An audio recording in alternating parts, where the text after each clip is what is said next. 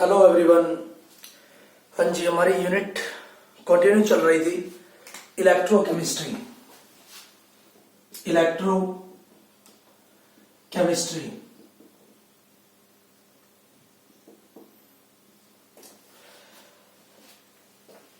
इसमें हमने कल लास्ट लेक्चर में इलेक्ट्रोलाइसिस प्रोसेस किया था, ठीक है, जो आयनाइजेशन थ्योरी पे डिपेंड करता था। और उसमें क्या होता था, कोई इलेक्ट्रोलाइट लेते थे, पॉजिटिव आयन उसका कहा जाता था कैथोड पे, नेगेटिव एनोड पे। कैथोड पे रिडक्शन हो जाती थी और एनोड पे ऑक्सीडेशन हमारे पास हो जाती थी, ठीक है। हाँ जी, आज हम करेंगे फैराडेज लॉ, ठीक है, quantitative aspects of electrolysis and Faraday's law, ठीक है। हाँ जी, तो सबसे पहले तो हम स्टार्ट करते हैं फैराडेज फर्स्ट लॉ, ठीक है। हम करते हैं Faraday's first law. Faraday's first law देखिए, फैराडे फर्स्ट लॉ में उसने क्या बोला है कि जो हमारे इलेक्ट्रोड्स है उस पे जितनी भी अमाउंट मास की, ठीक है, मतलब मास की, चाहे वो इलेक्ट्रॉन्स का मास हो, ठीक है, जितनी भी अमाउंट मास की डिपॉजिट होती है या फिर लाइब्रेट होती है, वो डिपेंड करती है कि उस सॉल्यूशन में से कितनी इलेक्ट्रिसिटी पास हो रखी है, ठीक है। हाँ जी, तो स्टेटमेंट है हमारी, the amount of chemical reaction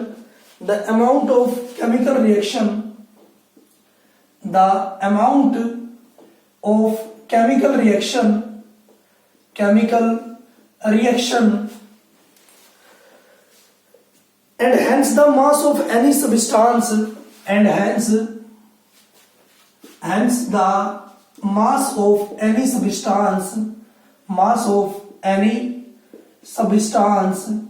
liberated or deposited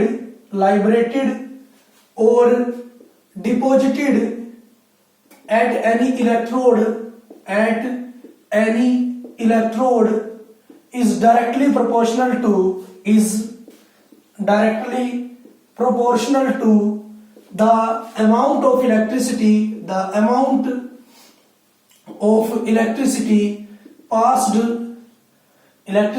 passed through the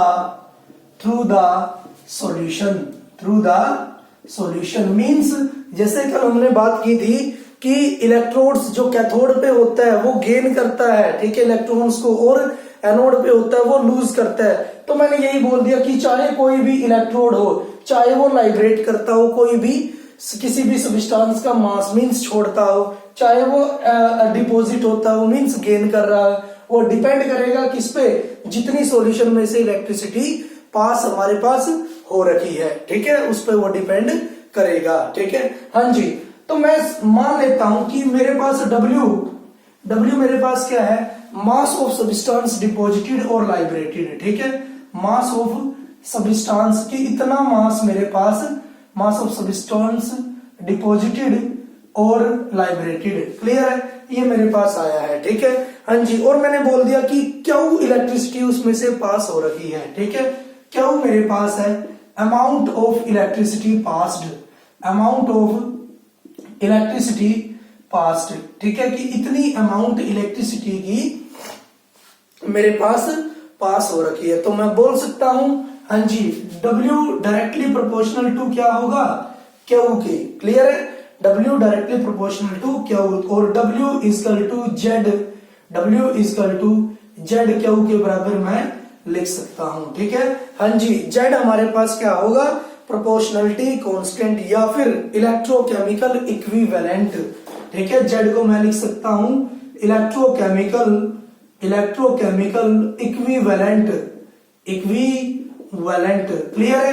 हाँ जी, क्यों मेरे पास क्या है, मास ऑफ सब्सटेंस डिपॉजिटेड, और क्यों हमारे पास है अमाउंट ऑफ इलेक्ट्रिसिटी पास्ड, और W क्या है, मास ऑफ जो सब्सटेंस है वो डिपॉजिट हुआ है। तो फर्स्ट लॉ क्या बोलता है कि जितना किसी भी सब्सटेंस का मास डिपॉजिट होगा या फिर लाइब्रेट होगा किसी भी इलेक्ट्रोड पर, वो डिपेंड करेगा कितनी उसमें से इलेक्ट्रिसिटी हमारे पास हुई है, ठीक है। तो जब W इक्वल टू आ गया मेरे पास, W इक्वल टू ZQ, ठीक है। हाँ जी, अगर मैं बात करता हूं कि मान लो मेरे पास जो करंट है, ठीक है, 1 एम्पियर या I एम्पियर, ठीक है, पास हो रखा है t सेकेंड्स में, ठीक है। इफ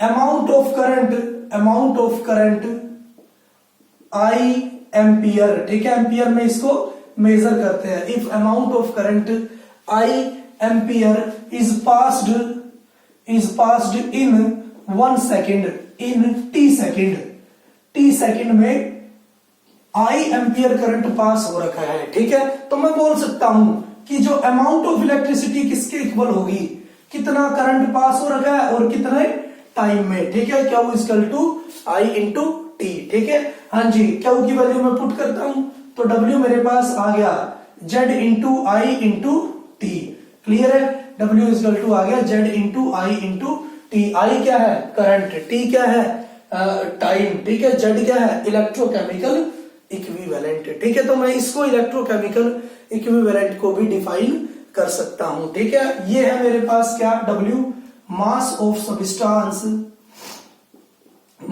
सब्सटेंस डिपॉजिटेड और लाइब्रेटेड, ठीक है। मास ऑफ सब्सटेंस डिपॉजिटेड और लाइब्रेटेड, ठीक है। तो मैं बोल सकता हूं, ठीक है, कि electrochemical equivalent of a substance is defined as it is the mass of substance deposited when 1 ampere current passed into 1 second, ठीक है। वो उस किसके इक्वल होगा, मास ऑफ सब्सटेंस डिपॉजिटेड और लाइब्रेटेड के इक्वल ही होगा जब हम क्या करते हैं, 1 एम्पियर करंट को पास करवा देते हैं 1 सेकेंड में, ठीक है। तो क्या आएगा, W इक्वल टू Z के बराबर आ जाएगा, ठीक है। तो मैं इसको इलेक्ट्रोकेमिकल जो कांस्टेंट है उसको भी डिफाइन कर सकता हूं, ठीक है, कि it is equal to the mass of substance deposited और liberated when 1 ampere current passed in 1 second, clear है, ठीक है। तो मैं इसको फर्स्ट लॉ को इस तरह से एक्सप्लेन कर सकता हूं, ठीक है। नेक्स्ट उसने बोला फैराडेज सेकंड लॉ, हाँ जी। सेकंड लॉ में उसने क्या बोला, उसने 2 इलेक्ट्रोलाइट लिए हैं, ठीक है, और उनको जोड़ दिया है, उनके जो इलेक्ट्रोड्स है उनको जोड़ दिया है सीरीज की फॉर्म में, ठीक है। हाँ जी, फैराडेज सेकंड लॉ, हाँ जी। फैराडेज सेकंड लॉ में उसने बोला है statement, when the same quantity of electricity is passed through the solution of different electrolytes, when the same quantity of electricity is passed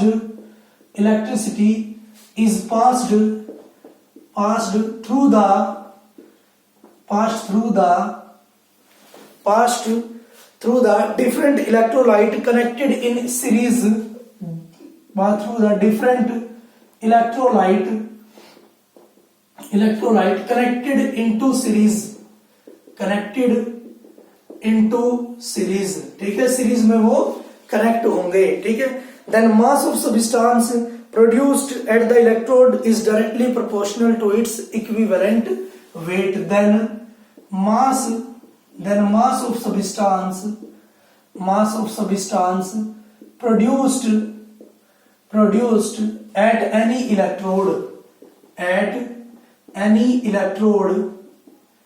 at any electrode is directly proportional to its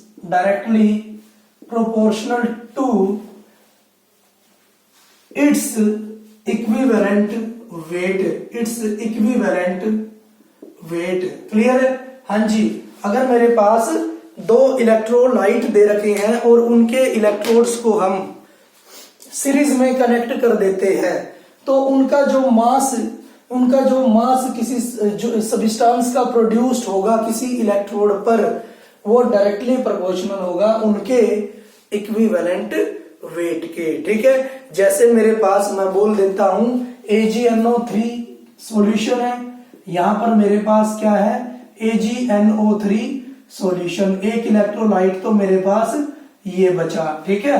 हाँ जी, दूसरा electrolyte मेरे पास क्या है copper sulphate, ठीक है, दूसरा electrolyte मेरे पास है कॉपर सल्फेट CuSO4 सॉल्यूशन, ठीक है। इसमें मैंने इलेक्ट्रोड पुट कर दिए, ये इलेक्ट्रोड मैंने डिप करवा दिए हैं, ये 2 इलेक्ट्रोड इसमें डिप करवा दिए, 2 इलेक्ट्रोड इसमें मैंने डिप करवा दिए, ठीक है। हाँ जी, तो मैंने देखा ये इसका पॉजिटिव इलेक्ट्रोड है, पॉजिटिव इलेक्ट्रोड है, और ये इसका नेगेटिव इलेक्ट्रोड है, क्लियर है। हाँ जी, और ये इसका है पॉजिटिव इलेक्ट्रोड और ये है इसका नेगेटिव इलेक्ट्रोड। तो मैं क्या कर देता हूं कनेक्ट कर देता हूं आपस में, ठीक है, पॉजिटिव को नेगेटिव से, पॉजिटिव को नेगेटिव। तो उसने बोला कि अगर मैंने सीरीज में इनको कनेक्ट कर दिया है, अगर मैंने इनको सीरीज में कनेक्ट कर दिया है, ठीक है, दोनों इलेक्ट्रोलाइट है, उनके जो इलेक्ट्रोड है उनको सीरीज में अगर मैं कनेक्ट कर देता हूं तो मास जो डिपॉजिट होगा, ठीक है, मास जो डिपॉजिट होगा इलेक्ट्रोड पर वो इक्विवेलेंट वेट पर डिपेंड करेगा, ठीक है। तो मैं बोलता हूं मास ऑफ Ag सिल्वर का deposited, mass of Ag deposited equal होगा इक्विवेलेंट वेट ऑफ Ag, ठीक है, Ag के इक्विवेलेंट वेट के बराबर। और मैं बोल सकता हूं mass of Cu deposited, mass of Cu deposited equal होगा किसके इक्विवेलेंट वेट ऑफ Cu, ठीक है, कॉपर के इक्विवेलेंट वेट के बराबर होगा, क्लियर है, ठीक है। तो ये सेकंड लॉ है, अगर मेरे पास 2 इलेक्ट्रोलाइट है तो मैं क्या कर सकता हूं, जो उनके इलेक्ट्रोड है उनको सीरीज में कनेक्ट करूंगा और जो मास डिपॉजिट होगा वो डिपेंड करेगा उनके इक्विवेलेंट मास पर, ठीक है, इक्विवेलेंट वेट पर, ठीक है। हाँ जी, अब हम करेंगे क्वांटिटेटिव एस्पेक्ट्स ऑफ इलेक्ट्रोलाइस। क्वांटिटेटिवली हम इसको कैसे मेजर कर सकते हैं, ये तो हमारे पास सारा थियोरेटिकली पोर्शन है, ठीक है, क्वांटिटेटिवली हम इसको कैसे मेजर कर सकते हैं वो चीज अब हम इसको पढ़ेंगे, इसमें पढ़ेंगे, क्लियर है। हाँ जी, quantitative aspects of electrolysis, quantitative aspects of electrolysis कैसे हम क्वांटिटेटिवली इसको डिटरमाइन कर सकते हैं, इलेक्ट्रोलाइसिस को डिटरमाइन कर सकते हैं। हाँ जी, मान लो मेरे पास मोल्टन स्टेट में NaCl एक इलेक्ट्रोलाइट है, ठीक है।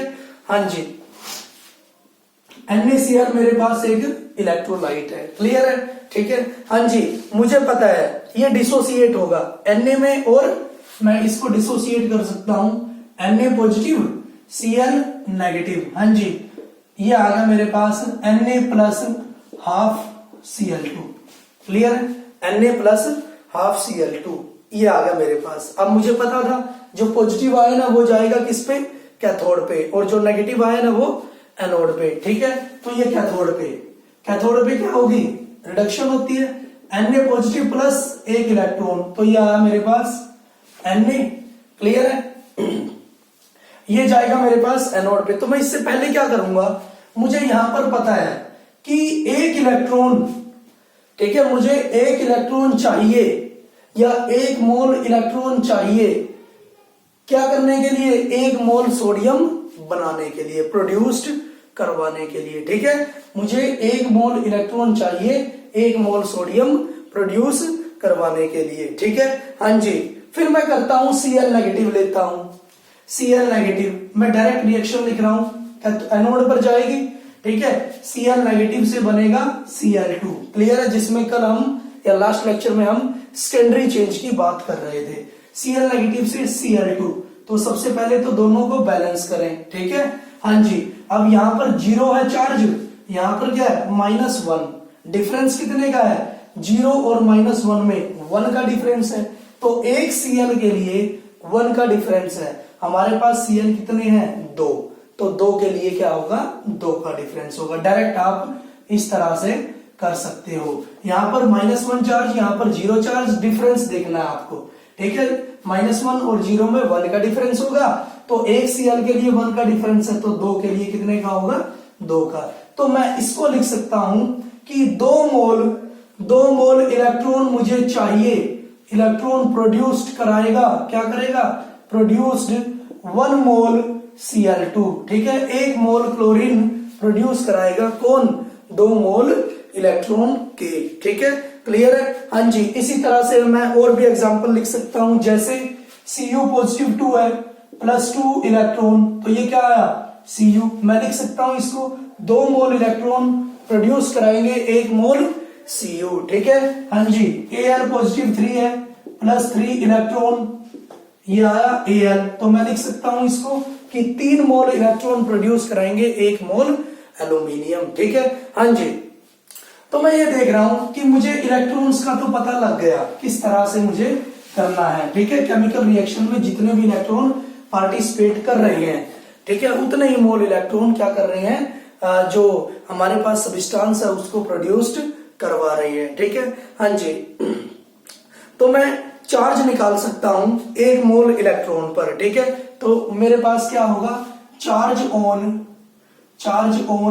1 मोल इलेक्ट्रॉन इक्वल टू होगा मेरे पास चार्ज ऑफ 1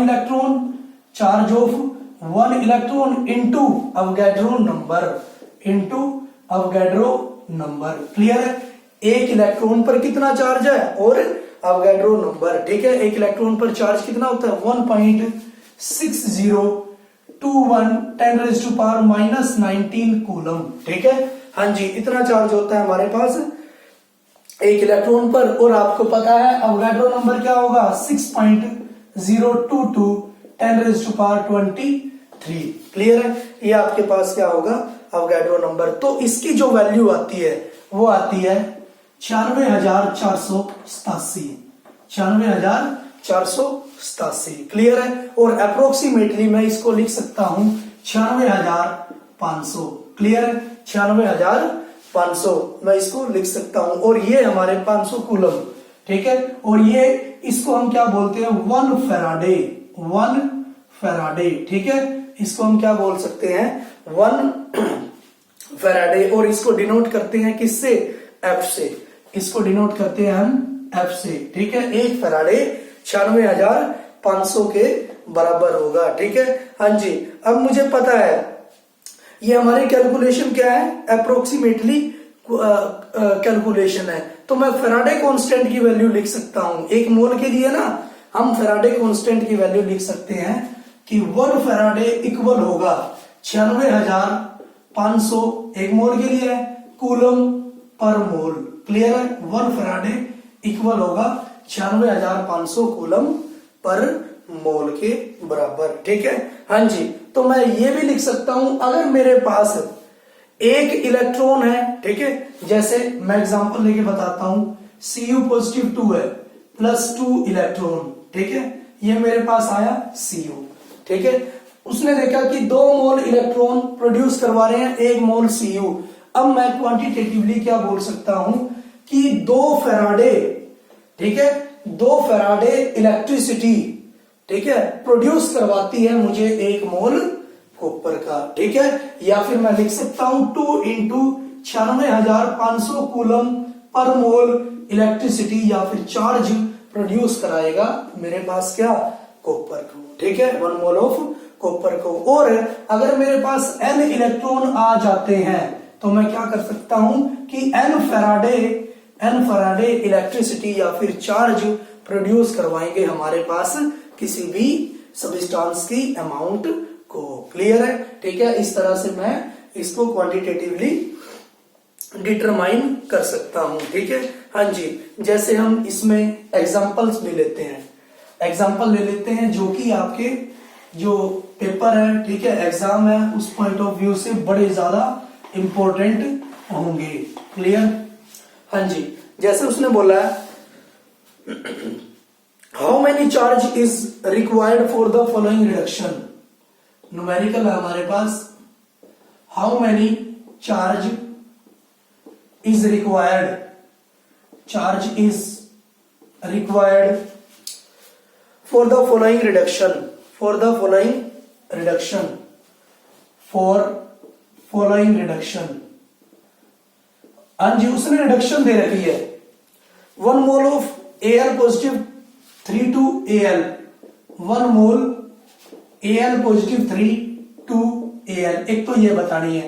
सेकंड उसने बोला है 1 मोल Cu positive 2 to Cu 1 mole Cu positive 2 से Cu। थर्ड उसने बोला है 1 मोल MnO4 नेगेटिव 1 मोल MnO4 negative 2 Mn positive 2। Clear है, ये आपने बोला है। ठीक है, हाँ जी मुझे क्या करना है, इलेक्ट्रॉन ही तो निकालने हैं तो मैं निकाल सकता हूं। रिडक्शन है सबसे पहले An पॉजिटिव 3 से गया क्या An, हाँ जी ये क्या +3, यहां पर क्या है 0, डिफरेंस कितने का 3 का, तो क्या हो रही है रिडक्शन। रिडक्शन में क्या होंगे लेफ्ट साइड। ठीक है 3 इलेक्ट्रॉन, तो मैं बोल सकता हूं 3 फैराडे इलेक्ट्रिसिटी, इसको 3 फैराडे चार्ज की जरूरत है। या फिर मैं बोल सकता हूं 3 × 96,500 कूलम पर मोल की इसको जरूरत पड़ेगी। क्लियर है, हाँ जी इसको जरूरत पड़ेगी या 96,500 कूलम की जरूरत पड़ेगी। नेक्स्ट उसने बोला Cu पॉजिटिव 2 से Cu। क्लियर है, हाँ जी 2 इलेक्ट्रॉन है तो मैं बोल सकता हूं 2f, इसको 2 फैराडे इसको चार्ज की जरूरत पड़ेगी या 2 × 96,500 कूलम की जरूरत इसको पड़ेगी। क्लियर है, हाँ जी। नेक्स्ट उसने बोला पहले तो रिएक्शन को बैलेंस करना है MnO4 नेगेटिव से Mn पॉजिटिव 2। हाँ जी आपको पहले ऑक्सीडेशन नंबर Mn का निकालना है X+, हाँ जी ऑक्सीजन पे चार्ज कितना होता है -2 × 4 = -1। ठीक है, x - 8 = -1, x = -1 + 8 x = 7। ये आया मेरे पास ऑक्सीडेशन नंबर इसका 7। इसका ऑक्सीडेशन नंबर क्या है 2, मतलब क्या हो रहा है ऑक्सीडेशन नंबर डिक्रीज है, तो इसका मतलब क्या है रिडक्शन।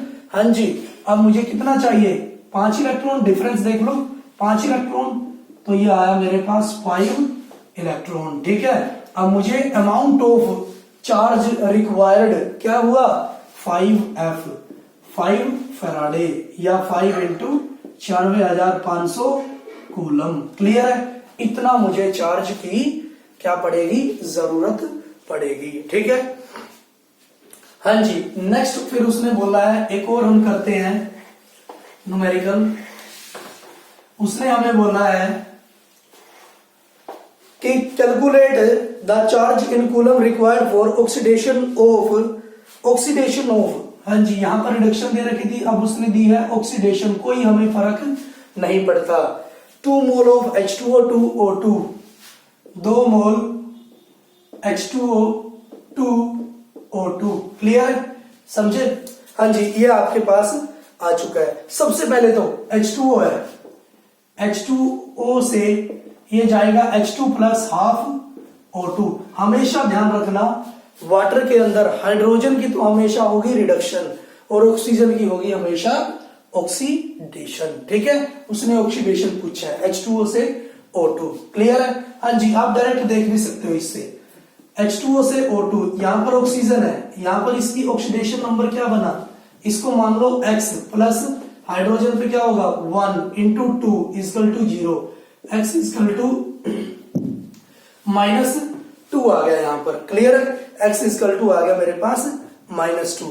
तो मैंने देखा कि मैं लिख सकता हूं O -2 से, ठीक है, जा रहा है किसमें O2 में या फिर ½ O2 में।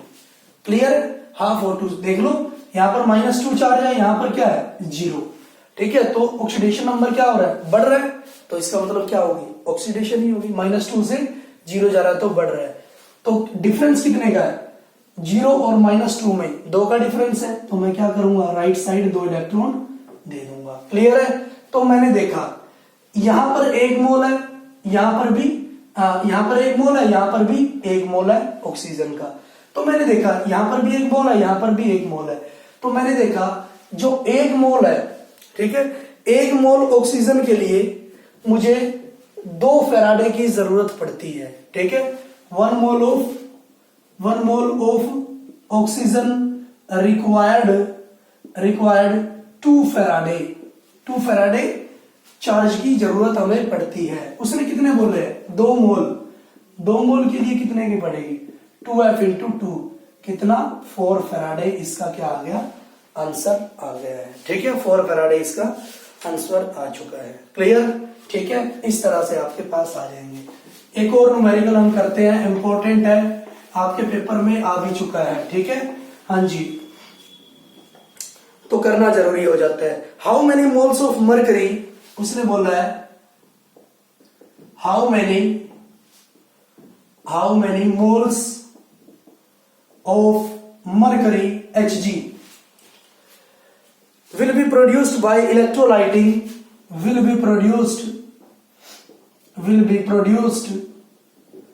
by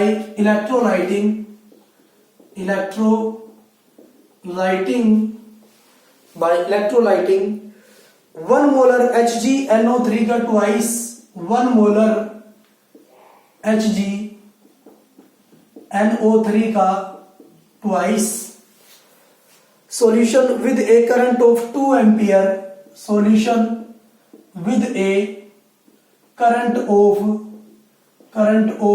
2 ampere, करंट दिया है उसने 2.0 एम्पियर, हाँ जी 2 एम्पियर for 3 hours, ठीक है, 3 घंटे। तो उसने बोला है HgNO3 का जो मोलर मास है, HgNO3 का ट्वाइस का जो मोलर मास है वो उसने दिया है 200.6 ग्राम पर मोल। क्लियर है? ये उसने मोलर मास हमें दिया है, ठीक है। तो सबसे पहले दूसरे बोला क्या है, कितने मोल मुझे चाहिए मरकरी को प्रोड्यूस करवाने के लिए, ठीक है। बाई इलेक्ट्रॉन 1 मोलर इतने HgNO3 सॉल्यूशन से। पहले तो मुझे ये बताना है, अगर करंट 2 एम्पियर पास होता है 3 घंटे के लिए, तो कितने मोल मुझे Hg के मिलेंगे, ठीक है, इस सॉल्यूशन में से। तो सबसे पहले तो HgNO3 का ट्वाइस है, इसको आयंस की फॉर्म में लिखें, Hg पॉजिटिव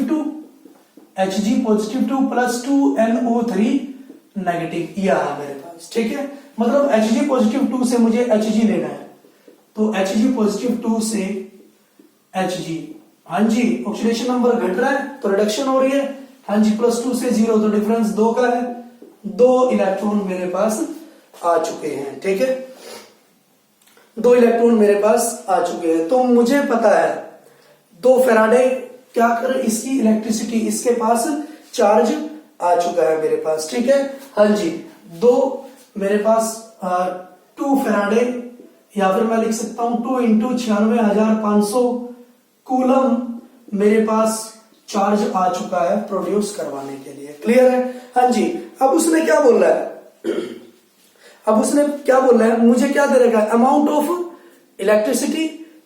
इलेक्ट्रिसिटी दे रखी है कि अगर मैं 2 एम्पियर मींस करंट दे दिया, आई दे दिया है मुझे, 2 एम्पियर करंट मैं पास करवाता हूं 3 घंटे के लिए, टी मुझे दे दिया है 3 आवर्स, ठीक है, मैं सेकंड में इसमें बढ़ा दूंगा, ठीक है, 3 इंटू 3600 सेकेंड, ठीक है, 3600 सेकेंड, इतना मेरे पास टाइम है, ठीक है। तो मैं क्या निकाल सकता हूं, क्या निकाल सकता हूं, अमाउंट ऑफ इलेक्ट्रिसिटी क्या हो, equal to I into T, ठीक है, हाँ जी। तो मेरे पास आया 2 into 3 into 3600 ampere second. Clear है? हाँ जी, या फिर एम्पियर सेकेंड को मैं बोल सकता हूं पूरा कूलम, ठीक है, कूलम, ये मेरे पास आ गया अमाउंट ऑफ इलेक्ट्रिसिटी, ठीक है। इसकी वैल्यू आ गई मेरे पास 21,600 कूलम, 21,600 कूलम, ये आ गया मेरे पास।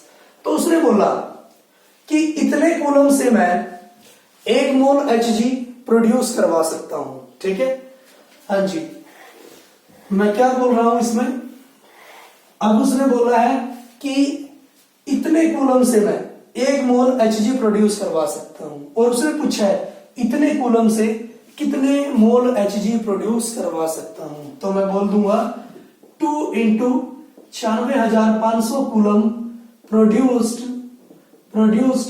हाँ जी, 1 mole equal to 1 mole of Hg, 1 mole Hg produce करवाता है, तो 1 मोल 1/2 इंटू 96,500 कूलम, ठीक है। तो इसका मतलब 21,600 coulomb produce 1 into 2 into 96,500 into coulomb into 21,600 coulomb, ठीक है। इतने मोल हमारे पास ये क्या करवाएगा, प्रोड्यूस्ड करवा सकता है, ठीक है। तो ये आ गया मेरे पास 0.112 मोल, 0.112 मोल इसका हमारे पास क्या आ गया, आंसर आ चुका है। क्लियर है, ठीक है। तो इस तरह से हमारे पास क्या आएगा, ये सारे के सारे न्यूमेरिकल्स, ठीक है, हमारे पास एग्जाम में आ जाएंगे। तो आपको बड़े अच्छे से इनको ट्राई करना पड़ेगा, ठीक है। तो आज के लिए इतना ही। Thank you for cooperation.